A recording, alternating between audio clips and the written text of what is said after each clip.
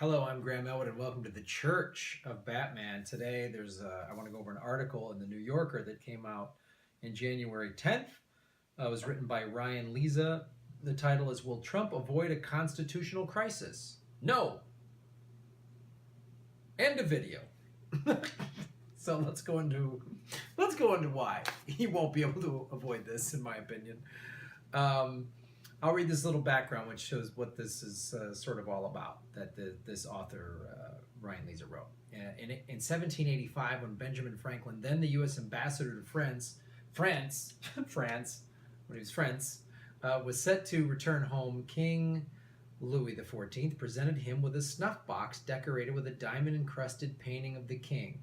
While gift-giving of this sort was common in European diplomacy, the expensive present caused a minor scandal in America. One of the corrupting practices that the founders were trying to prevent from taking root was the European habit of subtly buying off foreigners with gifts. Franklin, who fell in love with France during his service there, was viewed by some of his American colleagues as an easy mark. 4 years later, at the Constitutional Convention, Franklin's snuffbox scandal was recalled when the framers drafted what came to be called as the Emollients Clause, an ironclad prohibition against receiving gifts. Quote, "No person holding any office of profit or trust under them shall, without the consent of Congress, accept any present, emolument, office, or title of any kind whatever from any king, prince, or foreign state." Oh boy, I'm sure there's people in Trump's cabinet that read that and are excited to see how they can exploit those words from a legal standpoint.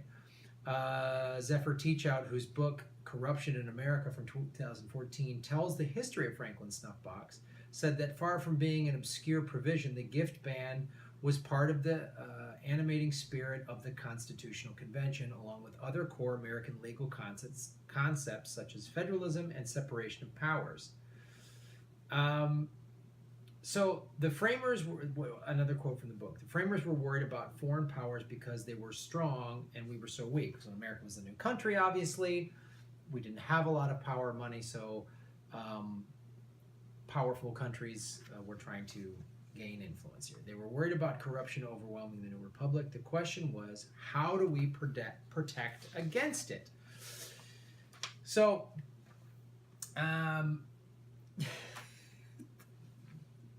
this guy has so many problems, and this was written before his press conference on Wednesday, January 11th.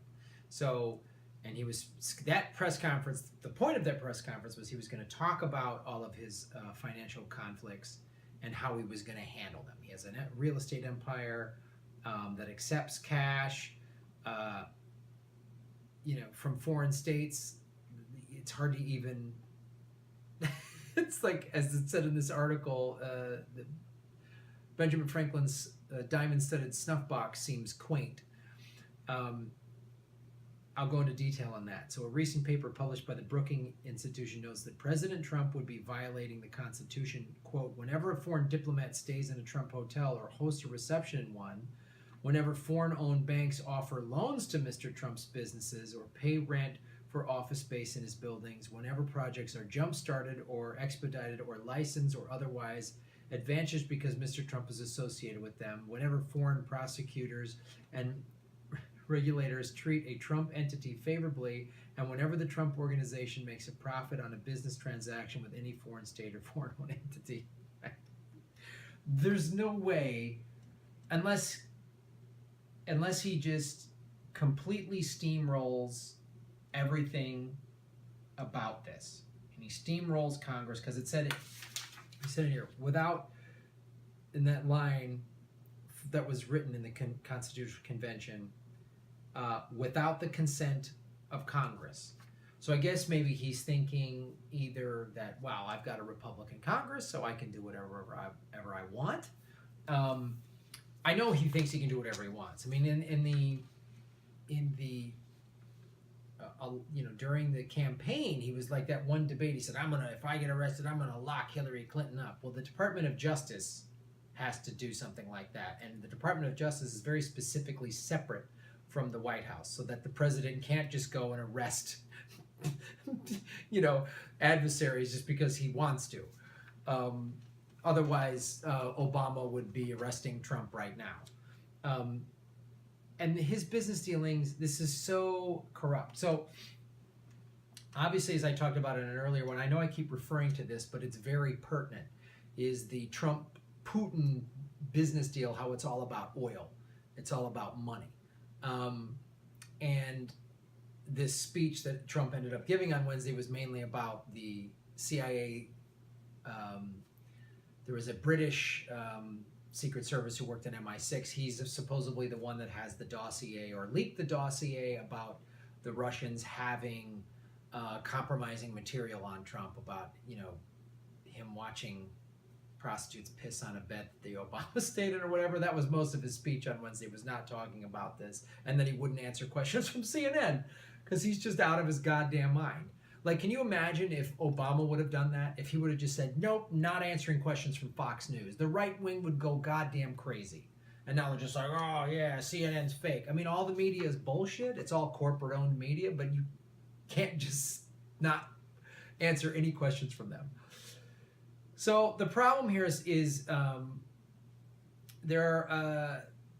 this article goes into the 3 ways in which Trump could handle the impending clash with the Emollients Clause, but only one that would clearly avoid a constitutional crisis. So there's the legal argument, very slippery legal argument that gained some currency among few scholars. The Emollients Clause simply doesn't apply to the president. So the clause excludes the president because it targets a person holding any office of profit or trust. And that the framers would have used more specific language if they meant specifically the president or vice president. Okay. Which is so funny because, all he's talked about, there was a tweet from 2012 after Obama won the election where Trump tweeted back in 2012, the election's rigged, it's fixed, right? This whole campaign, he was saying rigged, rigged, rigged, rigged, rigged. And now he didn't win the popular vote. He won the electoral vote. He said it's the biggest electoral landslide in history. What's actually number 48 out of 58 elect. 46 out of 58. So it's not the biggest. He's at the bottom, as is usually the case. So the other one, well, let's go into an example here. The Justice Department, which offers legal opinions to the White House. Here's a great example. One of the most prominent cases came in 2009 when Barack Obama won the Nobel Peace Prize. So what comes with it is a gold medal and a $1.4 million check that comes with the Nobel Peace Prize. The justice lawyers wrote that the president surely holds an office of profit or trust, quickly disregarding any debate about whether the Emollients Clause applied to Obama. Their opinion, which permitted the receipt of the prize money, which Obama gave immediately to charity, turned on the question of whether the Norwegian Nobel Committee qualified as a king, prince, or foreign state. So that's how that was acceptable under Obama. The Nobel Peace was not a country. It wasn't the king of some country. It wasn't the president of a country giving this. It was the Nobel Peace Committee is not controlled by a government. It's a private institution, so he was able to accept that. So what is interesting here, I'll read this part. If Trump keeps his interest in any businesses that receive income that can be traced to a foreign government, he should ask Congress to approve the transactions. So this is what he will probably try to do. Because without the consent of Congress. So previous presidents have asked for permission to keep presents from foreign governments. Andrew Jackson, for example, asked permission. He received a gold medal, and Andrew Jackson asked Congress, and they gave him permission. But telling Congress, as its first act under the new administration, to endorse Trump's mixing of business and presidential responsibilities would be akin to a request for legalized corruption, which they don't seem to have a problem with at all. Democrats are pretty good at that too. So the only other way for Trump to avoid a complete constitutional crisis is the one that that ethics advocates have been saying for months: full divestiture of his business's empire and placement of the assets in a truly independent blind trust, which he doesn't seem to be doing. He's already appointing his son, his family members, you know. So Rex Tillerson, who I talked about in another video, who's a nominee for Secretary of State, recently submitted a detailed plan to fully separate himself from ExxonMobil, where he has served as CEO since 2006. Love to see how that works. The emollients clause has never been tested in the courts, but most scholars seem to agree that if Trump doesn't take the prophylactic approach to his conflicts, there is only one other anti-corruption clause in the Constitution available as a remedy: impeachment. I don't see how this guy is going to go through the next 4 years without getting impeached, because he doesn't contact the State Department before he calls Taiwan. He's just doing whatever he wants. He's tweeting like an angry 15-year-old. He's more angry at Saturday Night Live than things he should actually be angry about, which, don't get too fooled by that, because a lot of times he does that when he's distracting against something else. So everyone's mad that he's tweeting about Saturday Night Live, and hopefully we'll stop talking about this CIA dossier about the... I'm sure that the KGB has video on him. That was a standard KGB tactic, was they would get somebody in a compromise and they would videotape everything. Everybody was under surveillance, much like America is now.